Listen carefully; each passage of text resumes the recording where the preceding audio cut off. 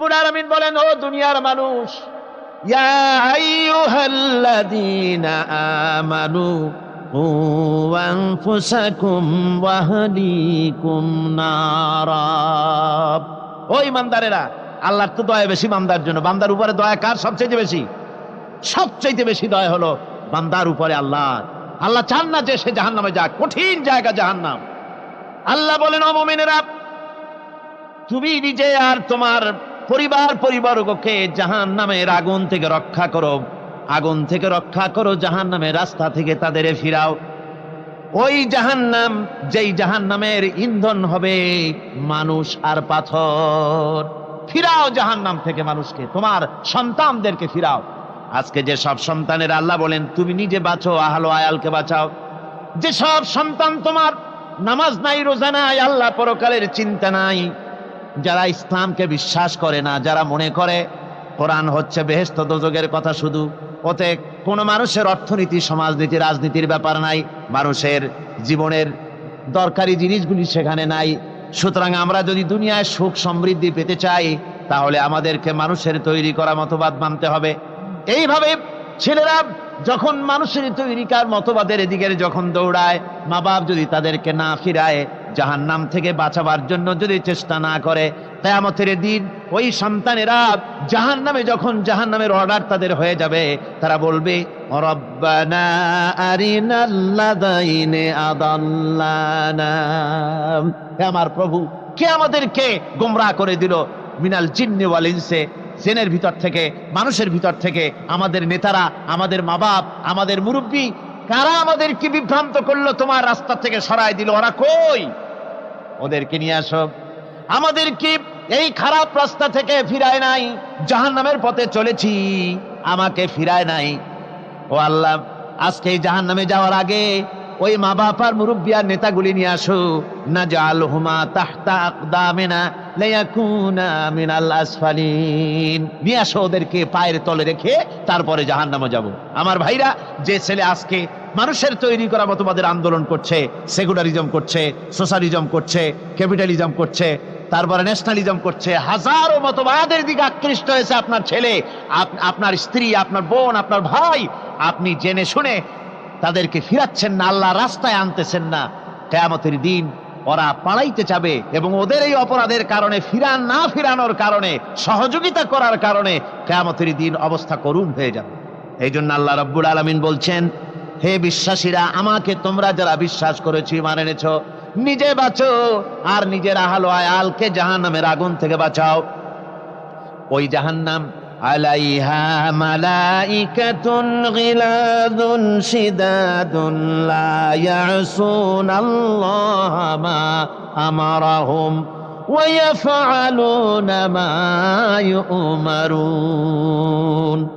আল্লাহ রাব্বুল আলামিন বলেন, সেখানে অত্যন্ত কর্কশ, রূঢ় এবং নির্মম স্বভাবের এমন সব ফেরেশতা পরিচালক হিসেবে জাহান্নামে দেওয়া হবে, যারা আল্লাহর নির্দেশের বাইরে কোনো কাজ করে না, তারা সেই সব কাজই করে যা আল্লাহ তাদেরকে হুকুম করেন। আর ওই জাহান্নামীদেরকে, যারা জাহান্নামে যাবে কিয়ামতের দিন, ফাল্লাযীনা কাফারু কুত্তিআত লাহুম সিয়াবুম মিন নার, আগুন দিয়ে কেটে তাই দিয়ে পোশাক তৈরি করে দেওয়া হবে, আগুনের পোশাক পরিয়ে দেওয়া হবে। আগুনের পোশাক গায়ে পরায় দেওয়ার পরে, কুল্লামা নাদিজাত জুলুদুহুম বাদদালনাহুম জুলুদান গায়রাহা, একবার চামড়া পুড়ে যাবে, জাহান্নামের আগুনে চামড়া পুড়ে গলে যাবে, আবার আল্লাহ রাব্বুল আলামিন নতুন করে চামড়া পরিয়ে দিবেন, যাতে করে শাস্তির তীব্রতা অনুভব করতে পারে। জোরে কোন নাউজুবিল্লাহ।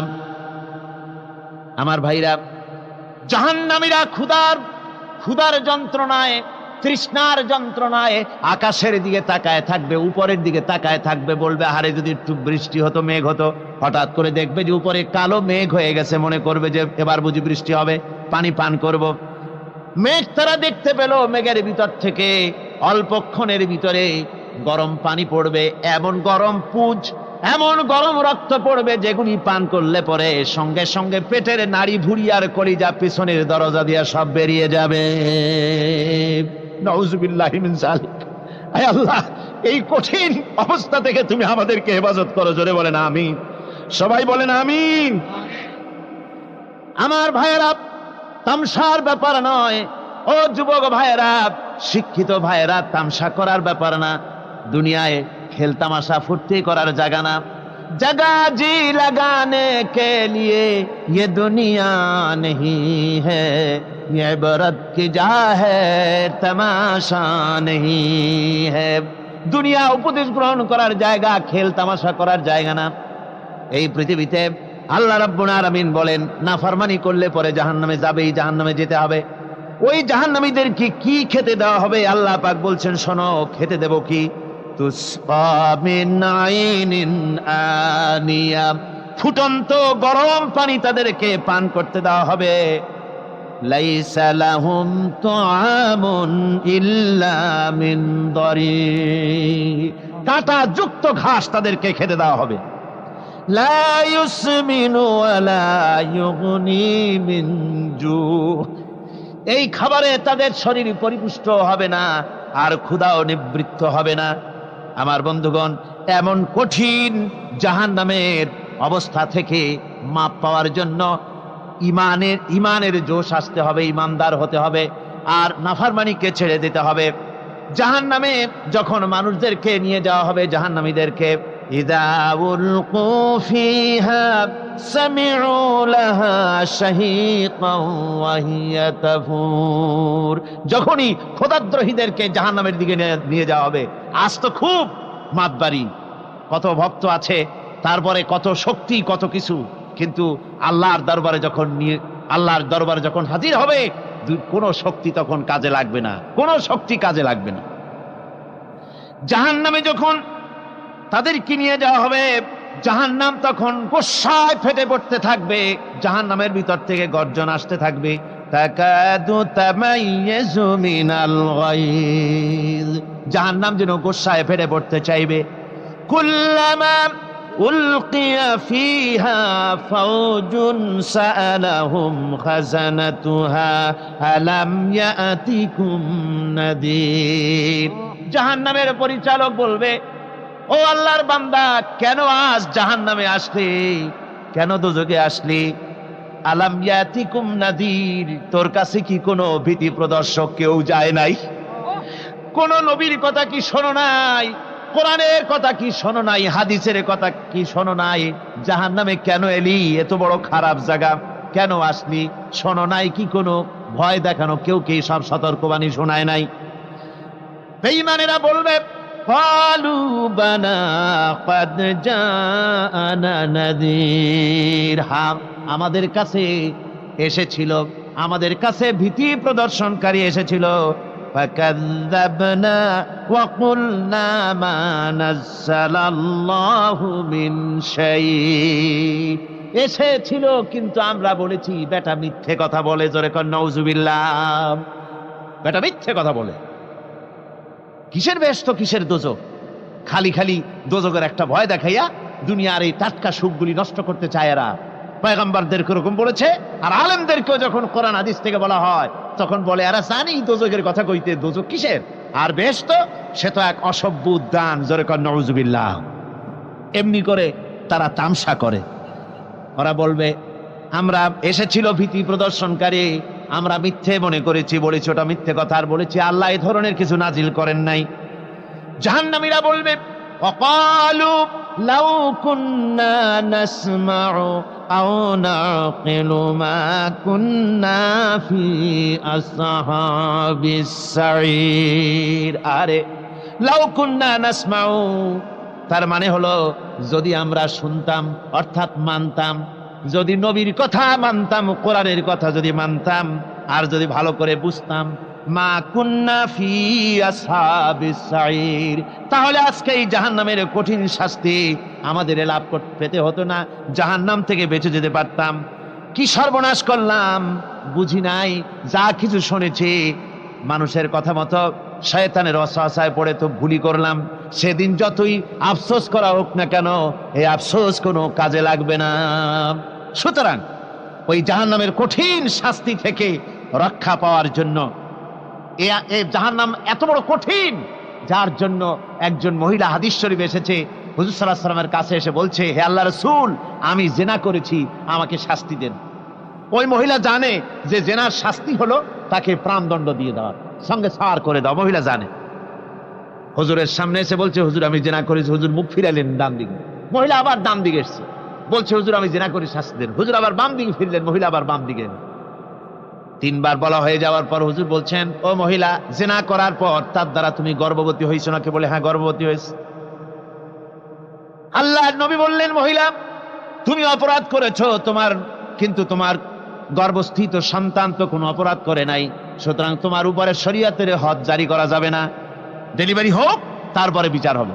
মহিলা চলে গেল আফসোস করতে করতে যে আমার বিচার হলো না, যদি এর মধ্যে আমি মরে যাই তাহলে জিনা করেছি। দুনিয়ার শাস্তি তো সহজ, পাথর মেরে উড়িয়ে দেবে, সঙ্গে সার করবে, এটা তো সহজ, কিন্তু কিয়ামতের ওই কঠিন জাহান্নামের আগুনে জ্বলতে পারবো না। মহিলাটি সন্তান ডেলিভারির পরে মহিলা চলে এসেছে রাসূলের কাছে, হুজুর এই সে আমার বাচ্চা ডেলিভারি হয়েছে, আপনি মেহেরবানি করে আমার উপরে হদ জারি করেন, শাস্তি দেন। আল্লাহর নবী বলেন, মহিলা তুমি অপরাধ করেছো, কিন্তু তোমার সন্তানের হক আছে, তোমার বুকের দুধ 2.5 বছর পর্যন্ত সে পান করবে, আমি তার হক নষ্ট করতে পারি না। মহিলা আবার চলে গেল কাঁদতে কাঁদতে, যদি এর মধ্যে মরে যাই। 2.5 বছর যেতে পারে নাই, তার আগেই মহিলা ওই বাচ্চাটাকে কোলে নিয়ে হাতে একটা রুটি দিয়া হুজুরের কাছে আসছে। কত পেরেশানি দেখেন। মহিলা এসে বলেন, ইয়া রাসূলুল্লাহ, আমার এই বাচ্চা এখন দুধ ছেড়ে দিয়েছে, সে রুটি খাইতে পারে, হুজুর আর দেরি করবেন না, এই শাস্তি না নিয়ে যদি মরে যাই জাহান্নামের কঠিন আযাব আমি ভোগ করতে পারবো না। আল্লাহর নবী ওই মহিলাকে অর্ডার দিয়া দিলেন, একে বুক পর্যন্ত মাটির মধ্যে গেড়ে দিয়া চতুর্দিক থেকে পাথর নিক্ষেপ করো।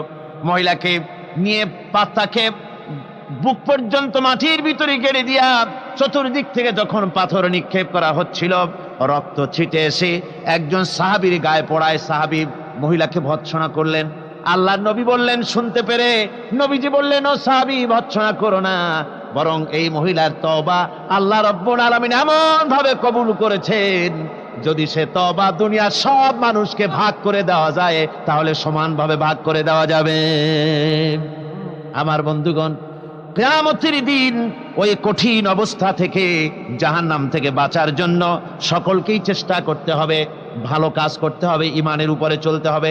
আল্লাহ রাব্বুল আলামিন বলেন, ইন্নাল্লাযীনা কাযযাবু বিআয়াতিনা ওয়াস্তাকবারু আনহা লা তুফাত্তাহু লাহুমুল আবওয়াবুস সামা। যারা কিয়ামতকে অস্বীকার করেছে, আমার আয়াতকে মিথ্যা মনে করেছে এবং আমার দিন থেকে যারা ফিরে গেছে, আমি তাদের জন্য আকাশের দরজা খোলা হবে না। ওয়ালা ইয়াদখুলুনাল জান্নাহ, আর তাদের জন্য বেহেশতের দরজাও খোলা হবে না। হাত্তা ইয়ালিজাল জামালু ফি সাম্মিল খিয়াত। আল্লাহ রাব্বুল আলামিন বলেন, উটের সূচের ছিদ্র দিয়ে উট গমন করা বরং সহজ হতে পারে, সম্ভব হতে পারে। এই লোকগুলির আল্লাহর জান্নাতে প্রবেশ করা এর থেকেও অসম্ভব, অর্থাৎ কখনোই তারা জান্নাতে প্রবেশ করতে পারবে না। বিশ্ব নবী ওয়াজ করলেন, সাহাবায়ে কেরাম ওয়াজ শুনলেন, সবাই যার যার বাড়িতে পৌঁছে গেলেন। হযরতে ওমরও নিজের বাড়িতে পৌঁছে গেলেন। বাড়িতে যাওয়ার পরে তিনি নাস্তা করলেন, চিন্তা করলেন নাস্তা করে আবার রাসূলের দরবারে যায়।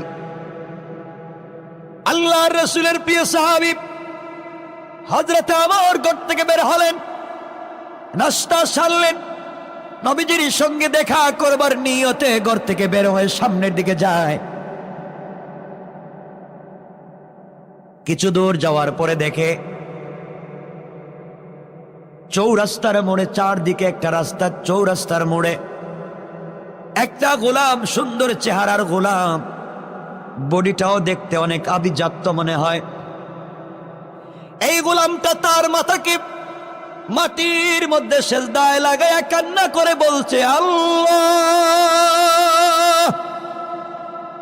অপরাধ করেছি, তুমি কি আমাকে ক্ষমা করবা না? আল্লাহ তাআলা আমি কোথায় যাব, তুমি ছাড়া যে আমার কেউ নাই। এইভাবে যখন কান্না করতেছে, তার চোখের পানি গাল বেয়ে দাড়ি ভিজে মাটিতে পড়ে যায়, চোখ দুইটা লাল হয়ে গিয়েছে। হযরত আমর এমন এক জিনিসের নাম, শক্ত দিলের নাম। রাসূল বলেছেন আশাদ্দুহুম ফি আমরিল্লাহি ওমর। ওমর তো শক্ত দিলের মানুষ, চাইলেই চোখ থেকে পানি চলে আসবে না, হঠাৎ করে নরম হয়ে যায় না। এই ওমর যখন যুবকটার চেহারার দিকে তাকালেন, তার কান্না দেখলেন, বডির দিকে তাকালেন, নিজেকেও সামলিয়ে রাখতে পারলেন না, চোখের পানি ছেড়ে দিয়ে তিনিও কান্না করলেন। আর ডেকে ডেকে বললেন, ভাই রে, এই সকালবেলা ফজরের পরে চৌরাস্তার মোড়ে মাটির মধ্যে সেজদায় পড়ে তুমি কান্না করো, ব্যাপার কি? যুবক ডেকে ডেকে বলছেন, ভাই আমার জীবনে আমি এত বড় অপরাধ করেছি, এত বড় অন্যায় করেছি রে আমর, আমার মনে হয় আমার অপরাধ কোনোদিন ক্ষমা হবে না। এই জন্যে কান্না করি, কি করলাম, জাহান্নাম থেকে নিজেকে কেমনে বাঁচাবো, এই জন্যে কান্না করতেছি, আমি অপরাধ করেছি, আমার গুনাহ অনেক বড়। হযরত আমার ডাক দিয়া বললেন, যুবক রে, বলো তো তুমি কি অপরাধ করেছো, আমি কি তোমাকে কোনো সহযোগিতা করতে পারি? যুবক ডেকে ডেকে বলছেন, ভাই ওমর রে, জানি তুমি আমাকে কোনো সহযোগিতা করতে পারবে না, জাহান্নামের আগুন থেকে বাঁচাতে পারবে না, আমি এত অপরাধী, নির্ঘাত জাহান্নামে যাওয়া লাগবে, আমার মতো অপরাধী আসমানের নিচে জমিনের উপরে আর নাই। আমার বললেন, তোমার জন্য কি আমি কিছু করতে পারি? যুবক বলতেছে, ভাই ওমর রে, আমি জানি তুমি আমাকে ক্ষমা করে দিতে পারবে না, কিন্তু একটা কাজ কি করে দিতে পারো? আজ দুনিয়ার জমিনে বিশ্বনবী জিন্দা, আখিরি জামানার পয়গম্বর জনাবে মুহাম্মদুর রাসূলুল্লাহ সাল্লাল্লাহু আলাইহি ওয়াসাল্লাম এখন পর্যন্ত জিন্দা। আমার বিশ্বাস, তুমি যদি আমাকে নিয়ে যাও রাসূলের দরবারে নিয়ে যাও, আর নবীজি যদি আমার জন্য আল্লাহর দরবারে দোয়া করে, আমার বিশ্বাস আমার আল্লাহ বিশ্ব নবীর দোয়াকে ফিরাইয়া দিবে না। পড়েন সুবহানাল্লাহ।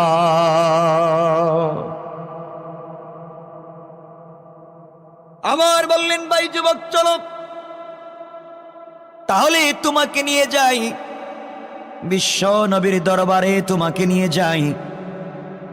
রাসূল যদি তোমার জন্য দোয়া করেন, আল্লাহর কাছে ক্ষমা চান, আমাদেরও বিশ্বাস আল্লাহ তোমাকে ক্ষমা করে দিবেন রাসূলের ওসিলায়। হযরত ওমর যুবকটাকে নিয়ে চললেন বিশ্ব নবীর দরবারে। নবীজির বাড়ির সামনে যাওয়ার পরে দরজার সামনে দাঁড়াইয়া নবীজি অনুমতি চাইলেন, ইয়া রাসূলুল্লাহ, ঘরে আসতে পারে কি? আমার নবী ঘরে আসার পারমিশন দিলেন।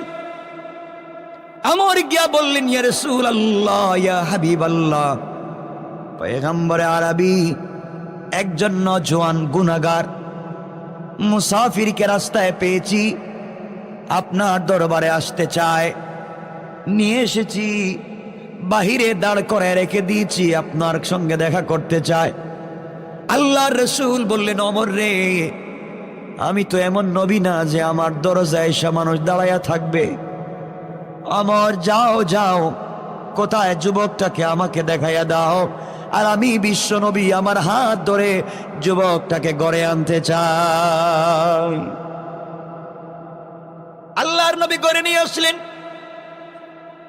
আর ডেকে বললেন, বলো তো যুবক, তোমার কি হয়েছে, কেনই বা তুমি কান্না করো, কি অপরাধ করেছ? এবার যুবক বলতেছেন, পয়গম্বরে আরবি, এত বড় অপরাধ করেছি যা জিন্দেগিতে আর কেউ করে নাই, আমি জানি আমার অপরাধ ক্ষমা হবে না, এই জন্যে আমি চোখের পানি ছেড়ে ছেড়ে কান্না করি, আমি জানি বিপদে। আল্লাহর পয়গম্বর বললেন, যুবক রে, তুমি বলো কি অপরাধ করেছো? আমার বিশ্বাস, আমার আল্লাহ বলেছে যত বড় অপরাধী হোক না কেন আল্লাহর কাছে ক্ষমা চাইলে আল্লাহ মাফ করে দে। কি অপরাধ করেছ? যুবক বলতেছেন, পয়গম্বরে আরবি, আমি এত বড় অপরাধী না জানি আমার গুনাহ কেউ মাফ করবে না। আমি এত গুনাহ করেছি। নবীজি বললেন, তাহলে বলো তো তোমার গুনাহ কি? বিশাল আসমানের চাইতে বড়। যুবক বলতেছেন, পয়গম্বরে আরবি, আমি এত অপরাধ করেছি, আমি এত অন্যায় করেছি, আমার গুনাহ আমার মনে হয় আল্লাহর বিশাল আসমানের চাইতে আমার গুনাহ আরো বড়। নবীজি ডাক দিয়ে বললেন, যুবক রে, তুমি বলো তো দেখি তোমার গুনাহ কি আল্লাহর জমিনের চাইতে বড়? যুবক দেখে দেখে বলছেন, পয়গম্বরে আরবি, আমি এত বড় গুনাহগার, আমার মন বলতেছি আমার গুনাহ আল্লাহর জমিনের চাইতেও বড়। আল্লাহর পয়গম্বর ডেকে বললেন, যুবক রে, এত বড় গুনাহ কি মানুষ জিন্দেগিতে করে? বলো তো তোমার গুনাহ কি আল্লাহর আসমান জমিন মিলালে যত বড় হয় তার চাইতেও কি বড়? এবার যুবক ডাক দিয়ে বলছেন, পয়গম্বরে আরবি, আমার মন বলতেছে আমার গুনাহ আরো বড়।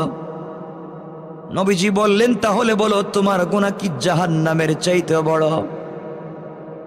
যুবক কান্না করে বলতেছেন, পয়গম্বর, আমি এত বড় গুনাহগার, আমার মন বলতেছি আল্লাহ যে জাহান্নাম বানিয়েছে আমার মতো গুনাহগারকে জাহান্নামে দিবেন না, আরো ভয়ঙ্কর কোন জাহান্নামে আমাকে দিবেন। আমার গুনাহ তো এই জাহান্নামের চাইতে আরো বড়। এবার বিশ্বনবী বললেন, যুবক বলো তো তোমার গুনাহ কি আল্লাহর 8টা জান্নাতের চাইতেও বড়?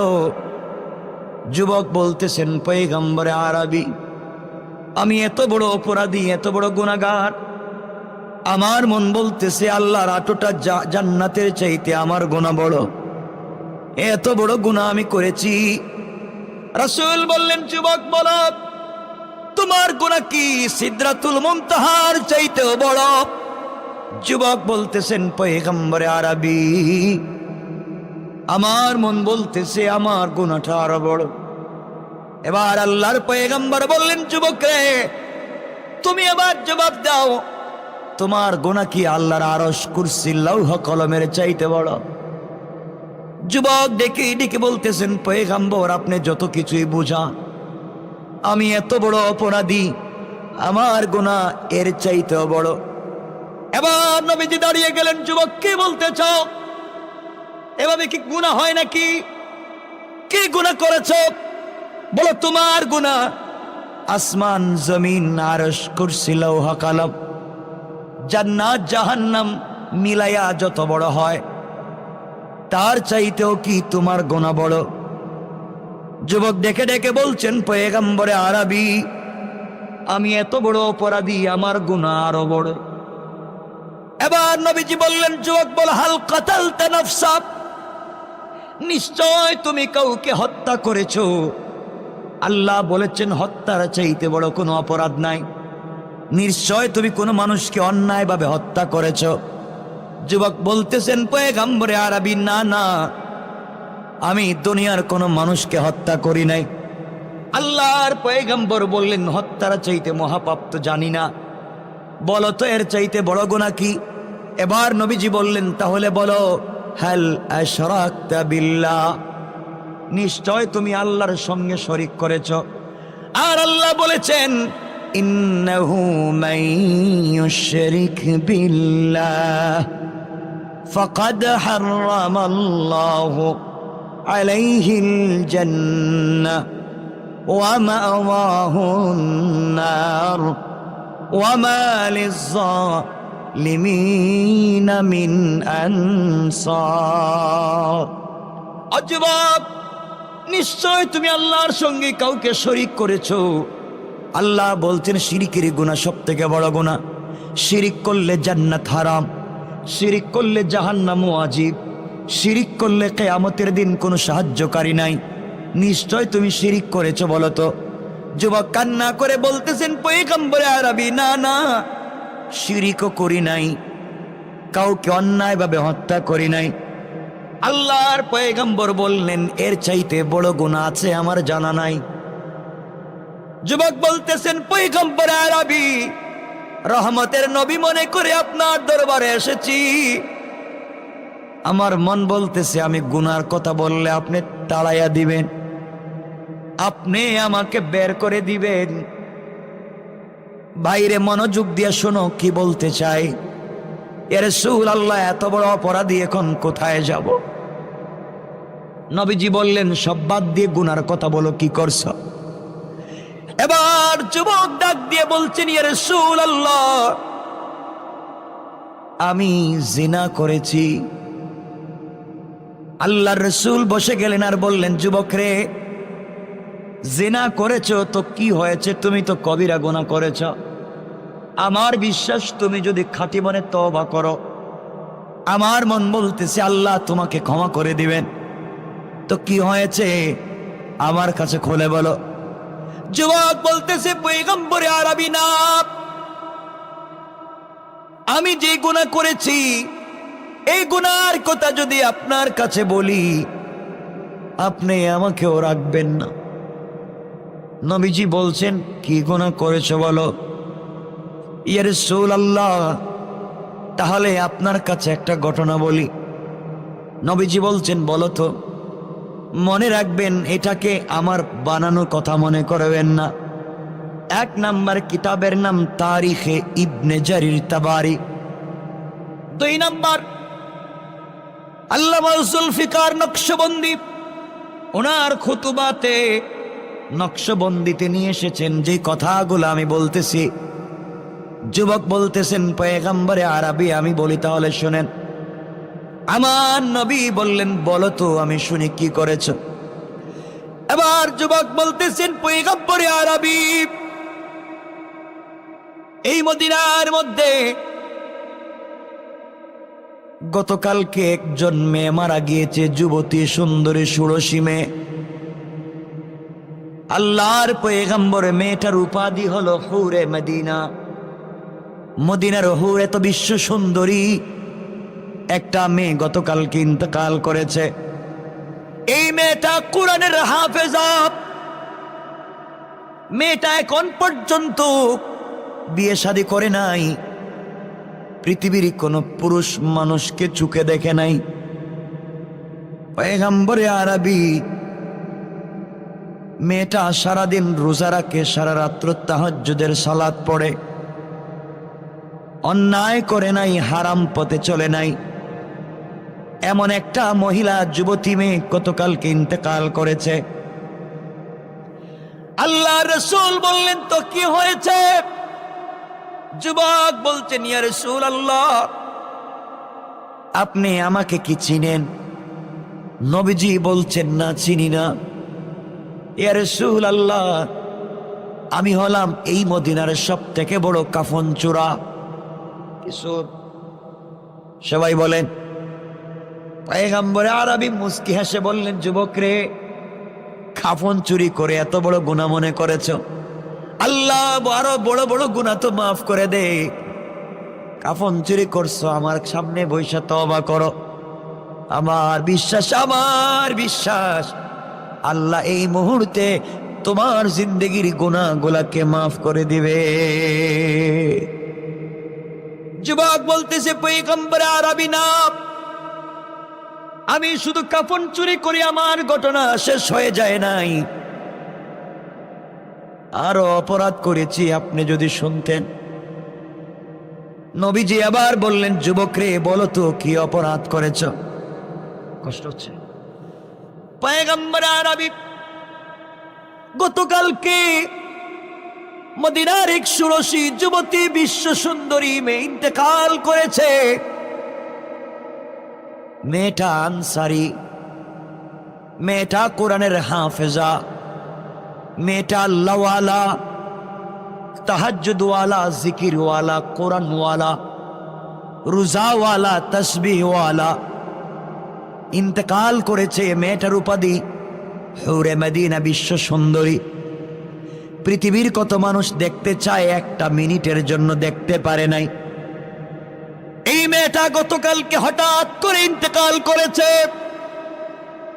ইন্তেকাল করবার পরে তার আত্মীয় স্বজন মিলে মেয়েটাকে গোসল করাইয়া, কাফন পরাইয়া, জানাজার ইমামতি করাইয়া কবরের ভিতরে দাফন করে দিয়েছে। রাত্র যখন গভীর হয়ে যায়, মেয়েটার সকল আত্মীয় স্বজন বাড়িতে চলে যায়। পয়গম্বরে আরবি, আমি তো কাফন চুরি করি, এলাকায় নতুন নতুন কবর খুঁজে খুঁজে কাফন চুরি করে বিক্রি করি। আল্লাহর পয়গম্বর বললেন, যুবক বলো এরপরে কি? যুবক বলতেছেন, পয়গম্বরে আরবি, এই বিশ্ব সুন্দরী মেয়েটা মারা যাওয়ার পরে, কোরআনের হাফেজা মেয়েটা মারা যাওয়ার পরে, এই বিশ্ব সুন্দরী জান্নাতি মেয়েটা মারা যাওয়ার পরে সবাই যখন কবরে রেখে চলে যান, রাত্র গভীর হয়ে যাওয়ার পরে আস্তে আস্তে করে আমি গুরুস্থানে চলে যাই। গুরুস্থানে যাওয়ার পরে আমি কবর খনন করা শুরু করে দিই। এক পর্যায়ে কবর খনন শেষ হয়ে যায়, আমি এই কবরের ভিতরে ঢুকে যাই। কবরের ভিতরে ঢুকে আমি 5টা কাফনের কাপড় চুরি করেছি। পয়গম্বরে আরবি, চুরি করে যখন আমি বের হয়ে যাব, এমন সময় শয়তান আমাকে কুমন্ত্রণা দিয়েছে। শয়তান আমাকে ওয়াসওয়াসা দিয়েছে আর বলেছে, যুবক রে, তোর মতো আহাম্মক আর বেওকুফ দুনিয়ার জমিনে নাই। তোর মতো এমন যুবক আমি পৃথিবীর জমিনে দেখি নাই। পয়গম্বরে আরবি, শয়তান আমাকে বলতেছে, যুবক রে, যেই মেয়েটাকে কবরে রেখে যাস, এই মেয়েটা হলো বিশ্ব সুন্দরী, যার উপাধি হলো হুরে মদিনা। একটা নজর দেখবার জন্য পৃথিবীর লক্ষ লক্ষ যুবকেরা পাগল পারা ছিল। এই মেয়েটাকে কবরের ভিতরে উলঙ্গ করে কাফনের কাপড় চুরি করে নিয়ে যাও। জিন্দেগিতে এই মেয়েটাকে পাওয়ার জন্য কত যুবক পাগল ছিল। যুবক রে, তোর ভিতরে কি জৈবিক চাহিদা পূরণ করার শক্তি নাই? তোর ভিতরে কি যৌবনের চাহিদা নাই? এমন মেয়েকে কাছে পাওয়ার পরে কি মানুষ চলে যেতে পারে? যুবক, তোর ভিতরে যদি যৌবনের চাহিদা থাকে, শারীরিক চাহিদা মিটাবার মতো সুযোগ আর পৃথিবীতে পাবে না। বিশ্ব সুন্দরী মেয়েটাকে চোখের সামনে পাইলে, এই মুহূর্তে যদি তুই মেয়েটার সঙ্গে জিনা করস, পৃথিবীর কোনো মানুষ তোকে দেখবে না, কেউ বাধাও দিবে না। মেয়েটার কোনো আত্মীয় স্বজন দেখবে না, কেউ বাধা দিবে না, কারণ সবাই তো যার যার বাড়িতে পৌঁছে গিয়েছে। আর যুবক রে, তুই যদি এই মেয়েটার সঙ্গে এই মুহূর্তে জিনা করে যৌবনের চাহিদা মিটাতে পারো, মেয়েটাও তোকে বাধা দিবে না, কারণ মেয়েটা মরে গিয়েছে, কথাও বলতে পারবে না, বাধাও দিতে পারবে না। বিশ্ব সুন্দরী মেয়েটার সঙ্গে যৌবনের চাহিদা মিটাবার শখ কার নাই? যুবক রে, এই সুযোগ হাতছাড়া করা যায় না। তোর হাতের টর্চ লাইট, হাতের আলোটা কবরের ভিতরে লাগাইয়া দেখ, হাতের আলো কবরের ভিতরে মেরে দেখ, এত বিশ্ব সুন্দরী মেয়ে পৃথিবীতে আর নাই। যুবক, তোর মতো আহাম্মক আর বেওকুফ আর নাই। পয়গম্বরে আরবি এত সুন্দর করে যখন শয়তান আমাকে বুঝাইল, আমি হাতের লাইটটা যখন কবরের ভিতরে দিয়ে দিলাম, আলো লাগাই, আমি হতবাক। পৃথিবীতে এত সুন্দর মানুষ কি হতে পারে? এত বিশ্ব সুন্দরী মেয়ে কবরের ভিতরে উলঙ্গ করে 5টা কাফনের কাপড়ে নিয়ে যাই। আমার উপরে শয়তান সওয়ার হয়ে গেল। শয়তান আমাকে ওয়াসওয়াসা প্রচন্ডভাবে দিল। এক পর্যায়ে আমি কবরের ভিতরে এই মৃত বিশ্ব সুন্দরী কোরআনের হাফেজার সঙ্গে জেনা করেছি। পড়েন না নাউজুবিল্লাহ। আমি যখন জেনা করলাম, যৌবনের চাহিদা মিটাইয়া, পয়গম্বরে আরবি, কবর থেকে যখন আমি বের হয়ে যাই, 5টা কাফনের কাপড়ে নিয়ে যখন আমি বের হয়ে যাব, এমন সময় শুনি আমার পিছনে যেন এই মেয়েটা জীবিত হয়ে কথা বলতেছে। আমার কানে এই মেয়েটার কণ্ঠের আওয়াজ বেশি আসলো। এই মেয়েটা আমাকে ডাক দিয়া বলতেছে, যুবক রে, কে তোকে ধোঁকা দিয়েছে আমার সঙ্গে অন্যায় করার জন্যে? যুবক রে, কেউ তোকে দেখে নাই, বাধা দেয় নাই, আত্মীয় স্বজন দেখে নাই, বাধা দেয় নাই। আমি অমৃত তোকে বাধা দিতে পারলাম না। ও যুবক, কে তোকে বাধা দিয়েছে? কে তোকে ধোঁকা দিয়েছে এমন অন্যায় করতে? আমি শুনি মেয়েটা আমার কানে শুনে দিচ্ছে, ইয়া আইয়ুহাল ইনসান মা গাররাকা বিরাব্বিকাল কারীম।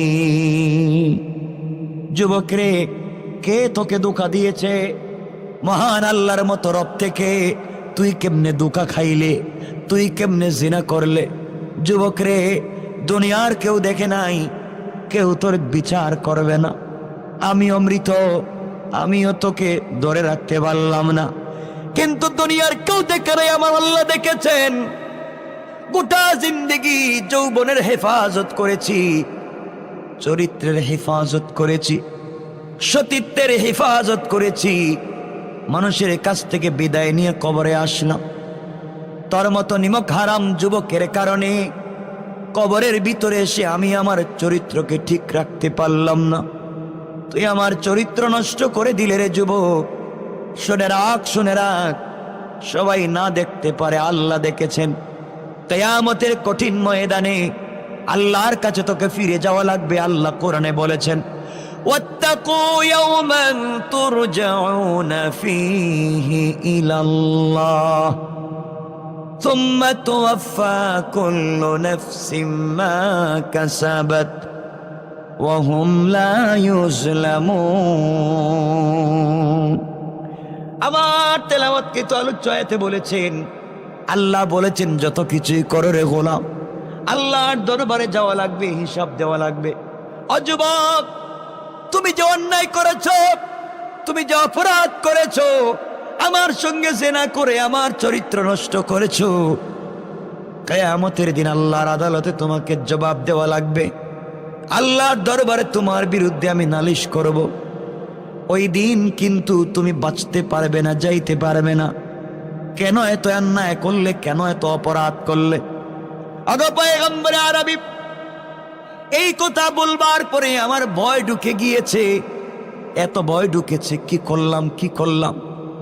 আরে আল্লাহর কাছে আমি কি জবাব দিব? এই চিন্তা করতে করতে কাফনের কাপড়গুলা কবরের ভিতরে ফালায়া দিয়া দৌড় দিয়া কবর থেকে উঠে গিয়েছি, আর কাঁদতেছি, কি করলাম? আয় আল্লাহ, আমি কি অপরাধ করেছি? কেমনে জাহান্নামের আগুন থেকে বাঁচবো? কেমনে আল্লাহর আযাব থেকে বাঁচবো? এইভাবে কান্না করতে করতে সকালবেলা চৌরাস্তার মোড়ে কাঁদতেছি। হযরত ওমর আমাকে পেয়ে আপনার দরবারে নিয়ে এসেছে। পয়গম্বর আরবি, আপনি বলেন তো দেখি, আমার মতো গুনাহগারকে কি আল্লাহ মাফ করে দিবেন? আবার বিশ্বনবী দাঁড়িয়ে গেলেন আর ডেকে বললেন, যুবক রে, তুমি আমার বাড়ি থেকে বের হয়ে যাও। একটা সেকেন্ডের জন্য আমি বিশ্বনবীর বাড়িতে দাঁড়াইয়া থাইকো না। একদিকে জিনা করেছো, আবার তুমি কোরআনের হাফেজার সঙ্গে জিনা করেছো, তাহাজ্জুদ ওয়ালার সঙ্গে জিনা করেছো, কবরের ভিতরে জিনা করেছো, তাও মৃত মানুষের সঙ্গে জিনা করেছো। এত বড় অপরাধ কি কোনো মানুষ করতে পারে? আসলেই তুই গুনাহগার। আমি জানি এত বড় অপরাধী হওয়ার পরে তুমি আমার দরবারে কেন এসেছো? বের হয়ে যাও, বের হয়ে যাও। এত বড় অপরাধ করেছো, না জানি কোন আযাব আসে। মূসা আলাইহিস সালামের জমানায় এক ব্যক্তি এমন অপরাধ করছিল, সকাল হওয়ার আগে কিন্তু আযাব এসেছে। যুবক রে, তুমি বাড়ি থেকে বের হয়ে যাও, না জানি কোন আযাব আমার বাড়িতে চলে আসে। আমি জানি না আল্লাহ তোমাকে মাফ করবেন কিনা, আর আমার কাছে ওহী না আসলে আমি কোনো ফয়সালা দিতে পারবো না। চলে যাও। যুবক আমার নবীর বাড়ি থেকে বের হয়েছে, চোখের পানি ছেড়ে কান্না করে রাস্তায় গিয়ে সিজদায় পড়ে কান্না করে বলছে, আল্লাহ। সাহাবায়ে কেরামের বাড়িতে গিয়েছি, শেষ পর্যন্ত বিশ্ব নবীর বাড়িতেও গিয়েছি, তিনিও আমাকে তাড়াইয়া দিয়েছেন, কেউ নাই।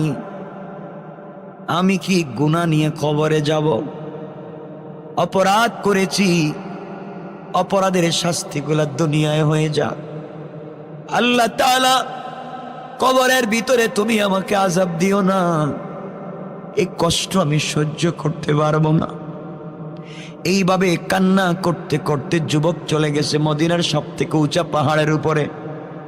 উঁচা পাহাড়ের উপর উঠে কান্না করতেছে আর বলতেছে, আল্লাহ তাআলা, তুমি কি আমাকে ক্ষমা করে দিবা না? আয় আল্লাহ, তুমি যদি আমাকে ক্ষমা না করো, আমি কিন্তু পৃথিবীর কোনো খাবার ভক্ষণ করব না, মুখে উঠাবো না। পাহাড়ের উঁচা চূড়ায় উঠে গিয়েছি, আরো উপরে যদি আসবার সুযোগ থাকতো আমি আসতাম। আল্লাহ, ঘুরে ঘুরে দেখেছি কেউ নাই। এখন বলো তো, তুমি ছাড়া আমি কোথায় যাব? কে আমাকে ক্ষমা করবে? কেউ যে নাই, আমি কোথায় যাই? গভীর রাত্রে চোখের পানি ছেড়ে কান্না করে বলতেছে, আল্লাহ তাআলা, তুমি তাকায়া দেখো, দুনিয়ার পশু পাখিগুলা ঘুমিয়ে গিয়েছে।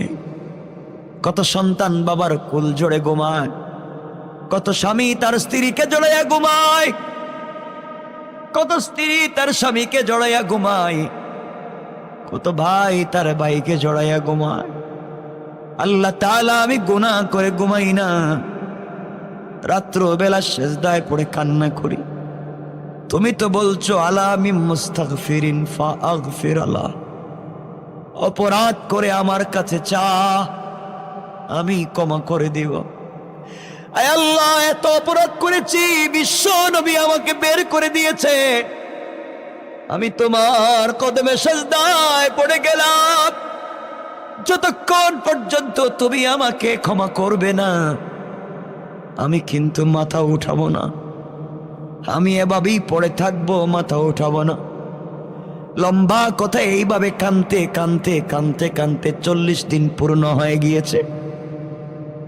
দুনিয়ার কোনো খাবার খায় না, সেজদা থেকে মাথা উঠায় না, কান্না করতেছে আর বলতেছে, আল্লাহ, আমার নাম তো গুনাহগার, তোমার নাম তো আজিজুল গফফার। আয় আল্লাহ তাআলা, কোথায় যাব? আমার যে আর কোনো যাওয়ার জায়গা নাই, সবাই আমাকে তাড়িয়ে দিয়েছে, কই যায়? 40 দিন পূর্ণ হয়ে যাওয়ার পরে পয়গম্বরে আরবি মদিনার মসজিদে সকালবেলা বসে আছেন। জিবরিল আমিন হাজির হয়ে বলেন, ইয়া রাসূলুল্লাহ, আপনার কাছে আমি কয়েকটা প্রশ্ন করতে চাই। রাসূল পাক বললেন, জিবরাইল, প্রশ্ন করো তো। ইয়া রাসূলুল্লাহ, 1 নাম্বার প্রশ্ন, এই আসমান জমিন আপনি তৈরি করেছেন না আল্লাহ? আল্লাহ রাসূল বললেন, জিবরাইল, এটা কি কোনো প্রশ্ন হলো নাকি? এগুলা তো অবশ্যই আল্লাহ সৃষ্টি করেছেন। পয়গম্বরে আরবি 2 নাম্বার প্রশ্ন হলো, এই দুনিয়ার মানুষের হায়াত মত আপনার হাতে না আল্লাহর হাতে? পয়গম্বরে আরবি বলছেন, জিবরাইল, এমন উদ্ভট প্রশ্ন তুমি আমাকে কেন করছো? অবশ্যই তো হায়াত মত আল্লাহর হাতে। পয়গম্বরে আরবি আমার 3 নাম্বার প্রশ্ন, এই দুনিয়ার মানুষের রিজিকের ফয়সালা আপনি করেন না আল্লাহ? পয়গম্বরে আরবি বলছেন, অবশ্যই আল্লাহ করেন। 4 নাম্বার প্রশ্ন, দুনিয়ার মানুষ যদি কোনো আকাম করে, গুনাহ করে, মাফ আপনি করবেন না আল্লাহ? পয়গম্বরে আরবি বলছেন, জিবরিল আমিন রে, মাফ তো আল্লাহ করবেন। এবার জিবরাইল বলছেন, ইয়া রাসূলুল্লাহ, তাহলে জবাব দেন। 40 দিন আগে একটা লোক কবরের ভিতরে জিনা করে আপনার বাড়িতে এসেছে, আপনি তাকে তাড়িয়ে দিয়েছেন, আপনি ঘর থেকে বের করে দিয়েছেন। আল্লাহ বলতে চাই, তার গুনাহগার গোলামকে দুনিয়ার সবাই বের করে দিতে পারে, সাহাবায়ে কেরাম বের করে দিতে পারে, পরিবারের আত্মীয় স্বজন বের করে দিতে পারে, পীরের দরবার থেকে পীর মুরিদকে বের করে দিতে পারে, সন্তানকে পিতামাতা বের করে দিতে পারে, গ্রাম থেকে মানুষকে গ্রাম মানুষ বের করে দিতে পারে, পয়গম্বরের দরবার থেকে উম্মতকে বের করে দিতে পারে। পয়গম্বরে আরবি আল্লাহ ঘোষণা করেছেন, তার গোলাম যত বড় গুনাহগার হয় না কেন, আল্লাহ তার দরবার থেকে গুনাহগার গোলামকে কোনোদিন ফিরাইয়া দেয় না। আল্লাহু আকবার। আগে পয়গম্বর আরবি এই লোকটা 40 দিন আল্লাহর কাছে যেই তওবা করেছে, আল্লাহ তার তওবাকে তো কবুল করেছে, তার গুনাহগুলোকে মাফ করে দিয়া আমার আল্লাহ জান্নাতি বলে যুবকটাকে ফয়সালা করে দিয়েছে। পয়গম্বর আরবি আল্লাহর বলেছেন, এই যুবক যেই তওবা করেছে তার তওবাগুলোকে মদিনার লিস্টেড 70 জন, মদিনার লিস্টেড 70 জন জাহান্নামীদের মধ্যে যদি বন্টন করে দেওয়া যায়, আল্লাহ রাব্বুল ইজ্জত ওয়াল জালাল তার তাওবার কারণে আর 70 জন মানুষকে মাফ করে দিতে পারেন। পড়েন সুবহানাল্লাহ। এই জন্য আল্লাহ বলেছেন, গোলাম দুনিয়ার সকলের দরওয়াজা যদি বন্ধ হয়ে যায়, গুনাহ করে ফেলেছো, কাউকে বলবার দরকার নাই। আমি আল্লাহ রাত্রবেলা ঘুমাই না, দরজা খুলে বসে আছি।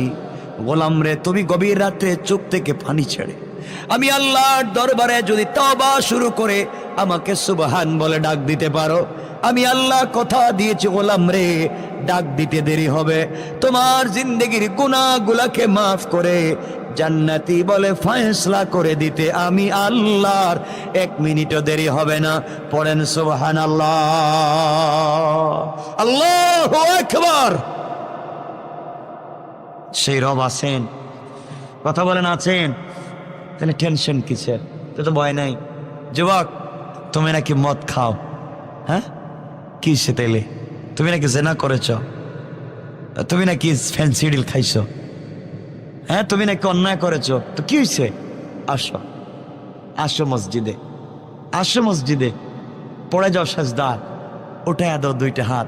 আল্লাহ বলছেন, যা, কেউ জানে না, আমি কথা দিলাম তুই বান্দা করছিলে গুনাহ, তওবা কর, মাফ করে বন্ধু বানাইয়া নিলাম, বন্ধু বানাইয়া নিলাম। পারবো তো ইনশাআল্লাহ? সেই রবের কাছে মাফি চাইতে পারবো তো ইনশাআল্লাহ? আর লম্বা না, 1 লম্বা। আরে শুনেন, খালি একটু করেন। রাত্র কয়টা হয়েছে? অনেক রাত্র। সুতরাং বোঝাতে চাইছি, শেষ কথা, ফিরে আসতে হবে কার কাছে? যেতে হবে কার কাছে?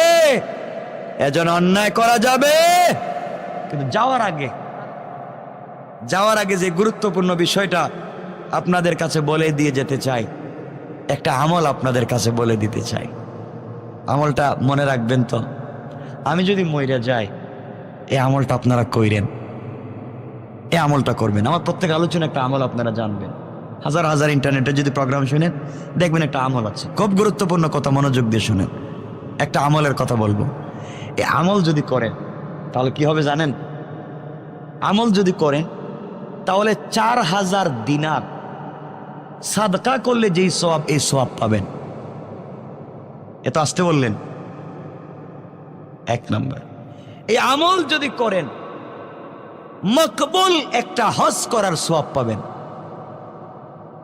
এই আমল যদি করেন, 2 জন মানুষ ঝগড়া যদি লাগে, এখানে 2টা হত্যা হবে, এই ঝগড়া ভাঙ্গাইয়া দিলে যে সওয়াব, এই সওয়াব আল্লাহ দিয়া দিবেন। এই আমল যদি করেন তাহলে আল্লাহর জান্নাতের যেই দাম, এই মূল্য পরিশোধ হয়ে যাবে। পড়েন সুবহান। আমলটা জানবেন না? বললেন না ইনশাআল্লাহ? সময় তো শেষ হয়ে গেছে। কি আধা ঘন্টা করে লাভ কি? সারা রাতি করি কি যে কোন আপনারা, আমি কিছু বুঝে উঠতে পারতেছি না। রাত্রে হয়েছে 1:45। শোনেন, আমলটা শুনেন, জীবন কামিয়াব করবেন তো ইনশাল্লাহ?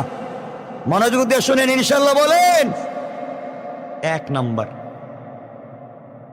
যদি আপনি ঘুমাবার আগে, রাত্রবেলা ঘুমিয়ে যাওয়ার আগে 4 বার সূরা ফাতিহা পড়বেন। কয়বার? মাত্র 4 বার। বলেন না, 4 বার সূরা ফাতিহা, 3 বার সূরা ইখলাস, 3 বার সূরা, 3 বার দুরুদ ইব্রাহিম, সূরা ফাতিহা মানে আলহামদুলিল্লাহি রাব্বিল আলামিন, সূরা ইখলাস মানে কুল হুয়াল্লাহু আহাদ, দুরুদে ইব্রাহিম মানে আল্লাহুম্মা সাল্লি আলা আল্লাহুম্মা বারিক আলা। কয়বার? 3 বার। 4 বার কালিমায়ে তামজিদ যদি পড়েন, 10 বার ইস্তিগফার পড়েন, তাহলে 4000 দিনার দান করলে যেই সওয়াব, আল্লাহ এই সওয়াব দান করবেন। একবার কোরআন খতম করলে যেই সওয়াব, আল্লাহ সেই সওয়াব দান করবেন। একটা মকবুল হজের পূর্ণাঙ্গ সওয়াব আল্লাহ দান করবেন। 2 জন মানুষ দ্বন্দ্ব লেগে যদি আক্রান্ত হয়, এই দ্বন্দ্ব মিটিয়ে দিলে যেই সওয়াব, আল্লাহ সেই সওয়াব দান করবেন। এই আমলগুলা যদি করেন, 8টা জান্নাতের মূল্য পরিশোধের সওয়াব আল্লাহ দান করবেন। পড়েন, আওয়াজ করে সুবহানাল্লাহ পড়েন। এই আমল করবো তো ইনশাআল্লাহ। আল্লাহ যেন আমাদের কবুল করেন। 1 নম্বরে কয়বার? সূরা ফাতিহা কয়বার? 2 নম্বরে সূরা ইখলাস কয়বার? 3 নম্বরে দুরূদ শরীফ কয়বার? 4 নম্বরে কালিমায়ে তামজিদ কয়বার? 4 বার। 4 নম্বরে আস্তাগফিরুল্লাহ কয়বার? 10 বার। তাহলে কি ফলাফল পাওয়া যাবে? 4000 দিনার দান করার সওয়াব পাওয়া যাবে। আর কি পাওয়া যাবে? কথা বলেন না কেন? 1 খতম কোরআন তেলাওয়াতের সওয়াব পাওয়া যাবে। আর হচ্ছে একটা মকবুল হজের সওয়াব পাওয়া যাবে। 2 জন দ্বন্দ্ব লাগছে, দ্বন্দ্ব বাঙ্গায় দিলে যেই সওয়াব, সেই সওয়াব পাওয়া যাবে। 8টা জান্নাতের মূল্য পরিমাণ সওয়াব পাওয়া যাবে। আল্লাহ যেন আমাদের সবাইকে কবুল করেন। আমার জন্য দোয়া আছে, আপনাদের জন্য দোয়া থাকলো। আল্লাহুম্মা সাল্লি আলা মুহাম্মাদ ওয়া আলা আলি মুহাম্মাদ কামা সাল্লাইতা ওয়া সাল্লামতা আলা ইব্রাহিম ওয়া আলা আলি ইব্রাহিম ইন্নাকা হামিদুম মাজিদ। বলেন না